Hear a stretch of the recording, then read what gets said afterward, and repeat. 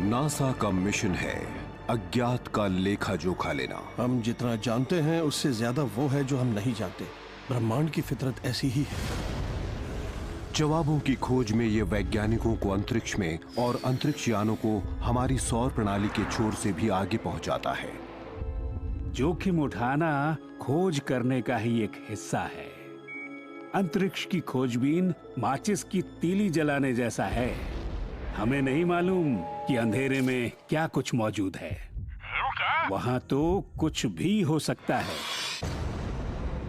दूसरे ग्रहों पर जीवन, गहरे अंतरिक्ष में रहस्यमय चीजें और पृथ्वी के नजदीक मौजूद खतरा। नासा के अभियानों के दौरान परेशान करने वाली कुछ गड़बड़ियों का पता चला है। हमें 3 या 4 चीजें नजर आ रही हैं। हाँ, यहाँ 3 चीजें हैं।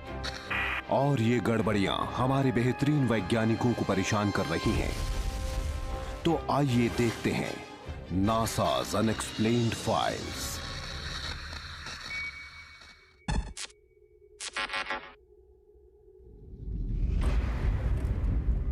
पृथ्वी से 368 किलोमीटर की ऊंचाई पर एक अंतरिक्ष यात्री को कुछ अनोखा नजर आता है। ये कोई कुदरती चीज नहीं थी।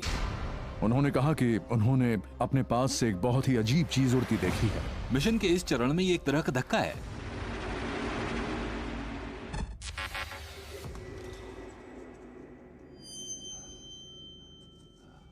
अंतरिक्ष में चलते समय आप बहुत ज्यादा चौकन्ने होते हैं क्योंकि उस समय आप एक बहुत ही खतरनाक स्थिति में होते हैं। यह पृथ्वी की कक्षा में चाव का चौथा और आखिरी सफर था। ये बात कई स्तरों पर रोमांच और तनाव दोनों देती है क्योंकि आप अपने आखिरी सफर के दौरान कोई गड़बड़ नहीं करना चाहते, इसीलिए तो सब आपको याद रखते हैं। कॉस्मोनॉट सालिजान शारिपोव चाव के साथ काम करते हैं। इन दोनों लोगों की जिंदगी सिर्फ 1 इंच मोटे उस केबल पर निर्भर करती है जो इन्हें अंतरिक्ष में भटकने से बचाए रखता है। अगर ये केबल खुल जाए और आप उड़ते हुए स्टेशन से दूर हो जाएं, तो समझिए खेल खत्म। चाव 27,500 किलोमीटर प्रति घंटे से भी तेज रफ्तार पर पृथ्वी का चक्कर काट रहे थे और आगे जो कुछ हुआ उसके लिए वो बिल्कुल तैयार नहीं थे। अचानक मैंने ऊपर देखा तो 5 लाइटें नजर आईं और वो नजदीक ही उड़ रही थी। और उन्होंने बताया, वाव, अभी मैंने अपने सामने 5 लाइटों की एक फॉर्मेशन देखी है। 4 लाइटें एक लाइन में थीं। उनमें से एक लाइट बाकी 4 से थोड़ी अलग थी। मेरी सांस जैसे मेरे गले में अटक गई और वो लाइटें स्टेशन के पास से उड़ती हुई निकल गईं और मैंने सोचा ये कैसी लाइट है। चाव ने फौरन मिशन कंट्रोल को कॉल किया। NASA engineer James Oberg space walk पर नजर रखे हुए थे। जब भी आप अंतरिक्ष में कोई अजीब चीज देखते हैं तो आप डर जाते हैं। आपकी जान को खतरा हो सकता है। मैंने अपने क्रू के सदस्य सालिजान से कहा, सालिजान, तुमने वो लाइट देखी? तुमने उन्हें उड़ते हुए देखा? लेकिन इस रूसी अंतरिक्ष यात्री का चेहरा लाइटों से उल्टी दिशा में था और उन्होंने कुछ नहीं देखा। यहां तक कि स्पेस स्टेशन पर लगे कैमरे भी ये दृश्य नहीं देख पाए।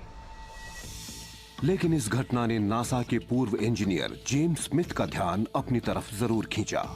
उन्होंने चाव के साथ हुए इस हादसे के समय वाली सैटेलाइट तस्वीरों को ढूंढ निकाला और उन्हें एक ऐसी तस्वीर मिल भी गई जिसमें उसी इलाके में 4 या 5 लाइटें एक कतार में थीं, जहां से कुछ 1 घंटे पहले ही चाव ने उड़ान भरी थी। इस तस्वीर से चाव की बात की पुष्टि हो गई। तो आखिर उन्होंने क्या देखा था? स्मिथ ने सैटेलाइट के रास्ते के रिकॉर्डों को छानना शुरू किया, यहां तक कि मिलिट्री एयरफोर्स एक्सरसाइज के रिकॉर्डों को भी, लेकिन उन्हें कुछ नहीं मिला। फिर स्मिथ ने जमीन से जुड़ी गतिविधियों की तरफ अपना ध्यान घुमाया।